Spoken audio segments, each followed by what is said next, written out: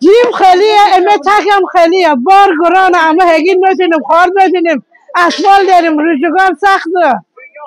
هیچ ناراحت نباش ناراحتی نکنیم دست خیلیه دست دارم موده نه نداریم کارگریم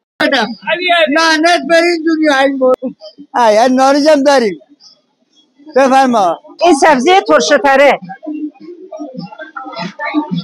گشنیز، چغندر، ترشک، نعنا، شیشاق، ترشه‌تره این سبزی پلاسرتره اسفناج، شفید، جعفری، خلفه، گزنه، برگسیر این میشه پلاسرتره پختنش اینه لوبیای چیکی با عدس اینو خیس کنیم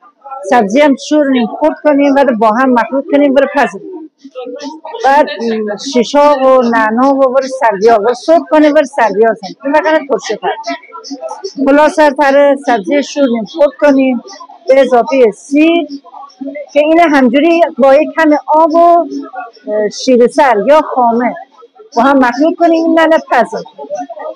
بعد یک کمی گوجه یا رب گوجه و ادویه ایشان اضافه کنیم وقت پلاسرتره یه تخم مرغ هم آخر دفعه زنیم وقت پلاسرتره ترشک داره ده احتیاج به آب نارنج نیست غذای محلی مال رامسر ده یه قبض ما الان بیا بوغلمونه این بوغلمونه نره این مادیسه این خروسه همون شب تا بیکامه همون شب تا بیکامه نخور مستک تترت باری کامه یه بار شب نکنه لفته آها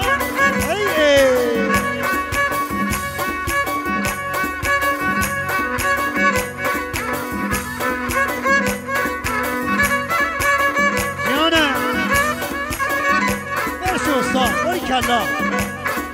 انشالله